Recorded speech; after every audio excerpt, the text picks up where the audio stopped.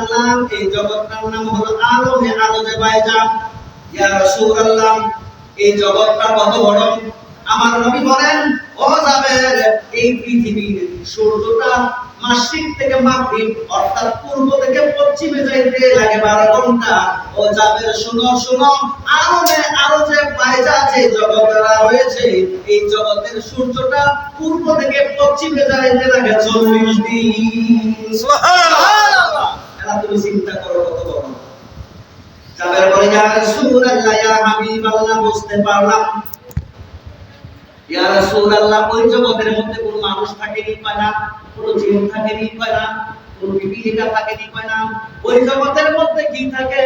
আমার নবী সরকার মদিনা বলেন, ওই জগতের মধ্যে যে কি থাকে আল্লাহ রাসূল ভালো জানেন।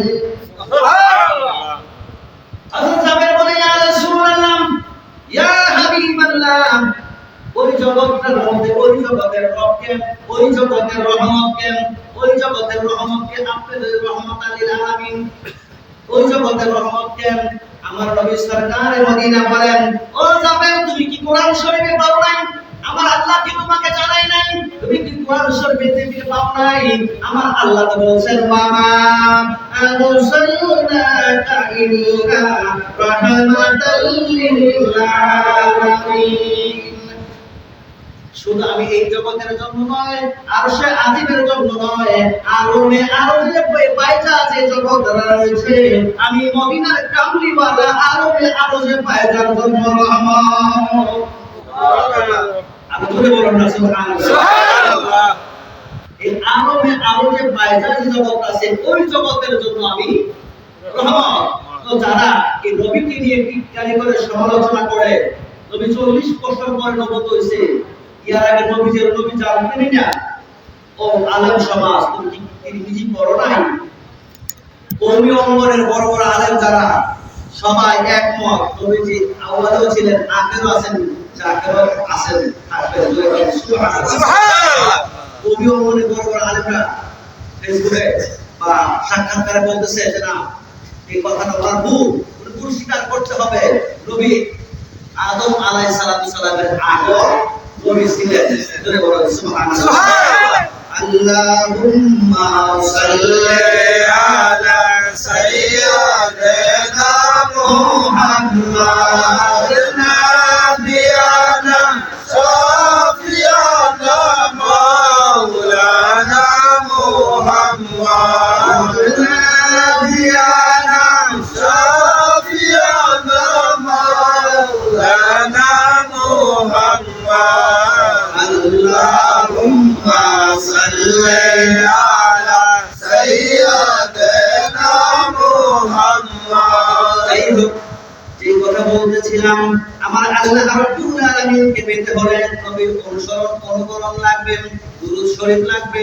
আন্নান জিহাদি সাহেব বলছে যে আলোচনা করছিল, ওয়াল আউয়ালু ওয়াল আখির ওয়াজ জাহির। মনে নাই? ওয়াজ খালি শুনলে চলবে না, ওয়াজ কিছু ভিতরে রাখতে হবে। ওয়াজ যদি ভুলে যায় তো হবে না। সারা রাত ওয়াজ শুনলাম, কিন্তু ওয়াজ ভুলে গেলে চলবে না।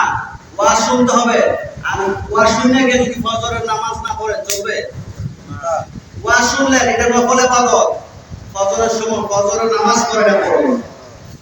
আমরা ইবাদত কয় প্রকারে হয়? 4 প্রকারে হয় ইবাদত। আল্লাহর ইবাদত, নবীর মুহাব্বত, কি নবীর মুহাব্বত ছাড়া চলবে? আল্লাহর ইবাদত, আল্লাহর হুকুম, আল্লাহর ইবাদত, নবীর মুহাব্বত, ওলি আল্লাহদের সহবত, পিতামাতার খেদমত, 4 প্রকারে হয় ইবাদত। জোরে বলুন সুবহানাল্লাহ। এইজন্য 4টা জিনিস যদি আপনার মধ্যে না থাকে, নামাজ পড়লেন না, পর্দা করলেন না, হালাল হারাম খাইলেন না, সারা দিন জিকির করলেন, এই ইবাদত কবুল হবে না। এই ইবাদত কবুল হবে? এই ইবাদত কবুল হবে না। অতএব আমরা ওলি আল্লাহদেরকে মহব্বত করি, আল্লাহর হুকুমকে পালন করি। যদি আল্লাহর হুকুম ছেড়ে দিয়া ওলি আল্লাহদের দরবারে যান, কোনো কাজে আসবে না, কোনো কাজে আসবে না। হবে ফরজ সারা দিন ছেড়ে নফল নিয়ে দোটানাটানি করলে কোনো কাজে আসবে না।